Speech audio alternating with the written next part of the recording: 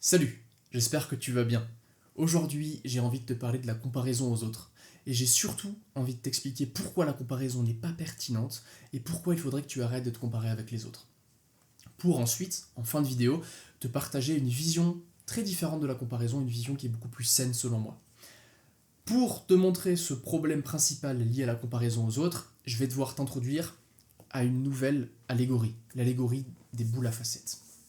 Toi et moi, on va fermer les yeux et on va venir imaginer une boule à facettes constituée d'une infinité de petites faces. Et ce qui est très intéressant, c'est que cette boule à facettes, en réalité, elle représente ta personne, ta personnalité, ta vie, ton existence dans son intégralité. Chaque petite facette étant un aspect très précis de ta vie, qui peut être par exemple, je sais pas, l'art, l'école, les relations amoureuses, les relations familiales, le sport, tous ces aspects, tous les domaines de ta vie. Et maintenant, on va venir imaginer une deuxième boule à facettes.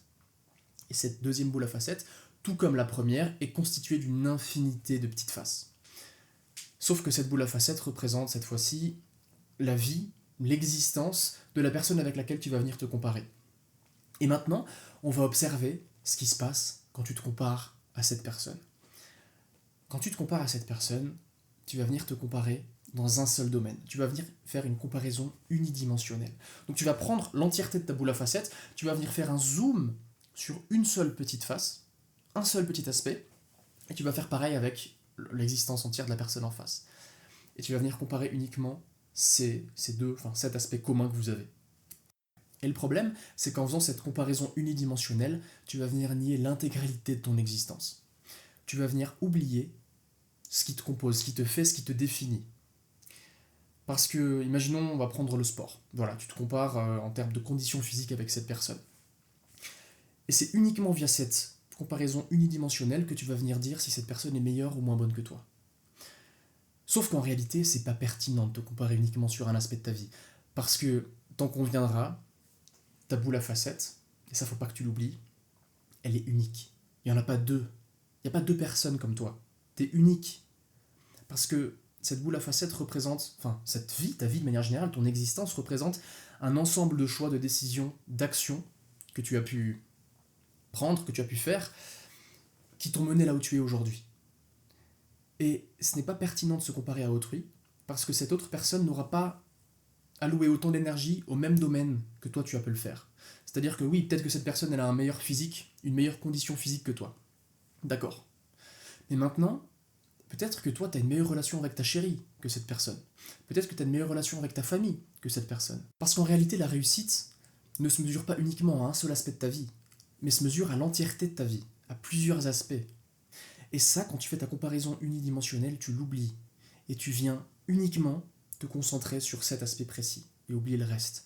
Parce qu'on est souvent aveuglé par nos désirs et ça nous empêche de voir réellement tout ce qu'on a déjà pu accomplir, toutes les choses qu'on a déjà pu faire et qui nous définissent. Donc, avec cette allégorie des boules à facettes, tu as pu comprendre que la comparaison à autrui n'est pas pertinente. Parce que tu ne trouveras personne dans ce monde qui a pris les mêmes décisions que toi, qui a fait les mêmes choix que toi, qui a entrepris les mêmes actions que toi. Donc, impossible de faire une comparaison qui soit pertinente et qui soit globale, pluridimensionnelle. Maintenant, il existe un endroit où on va pouvoir faire des comparaisons qui soient pertinentes. Et cet endroit, tu le connais très bien. Tu le connais très bien, c'est un endroit où tu peux tout changer, tu as le contrôle, tu peux revoir toutes les règles. Et cet endroit, c'est ton esprit. Et justement, ce qu'on va essayer de faire maintenant, c'est la nouvelle vision que j'aimerais t'apporter de la comparaison. C'est plus une comparaison qui est tournée vers l'extérieur, vers les autres, mais une comparaison qui est tournée vers l'intérieur, vers soi-même. On va faire une comparaison à soi-même. Et pour faire une comparaison qui soit pertinente, tu vas venir créer ton alter ego, du latin autre soi. Tu vas venir créer du coup un clone de toi-même, un clone mental que tu pourras visualiser. Et plus que de simplement créer une boule à facettes qui en tout point coïncide avec la tienne, donc un clone parfait de toi-même dans ton esprit, tu vas vouloir en fait que ce clone, il soit meilleur, meilleur que toi. Que ce clone, ce soit la meilleure version de toi-même. Et justement, tu vas en fait, à chaque fois que tu dois prendre une décision dans la vie, à chaque fois que tu dois entreprendre quelque chose, prendre quelques secondes pour mentaliser, pour visualiser cet alter ego qui est la meilleure version de toi-même, et tu vas essayer de faire comme lui. Qu'est-ce que la meilleure version de moi-même ferait à ce moment-là? Se comparer à soi-même pour devenir meilleur soi-même. C'est un peu comme ça qu'il faut voir les choses. Alors bien sûr, tu vas pas imaginer un alter ego qui est meilleur que toi depuis tout petit, hein. Tu vas commencer à imaginer à partir de maintenant un alter ego qui soit meilleur que toi. Parce que le but, c'est pas de regretter il y a 10 ans de ne pas avoir acheté du bitcoin. Non, c'est clair. Le but, c'est réellement à partir de maintenant, tout comme aux échecs, tu vas essayer de faire le meilleur coup dans la situation qui est donnée. À partir de maintenant dans ta vie, tu vas essayer de prendre les meilleures décisions pour atteindre la meilleure version de toi-même. Et tu vas te comparer uniquement à cet alter ego.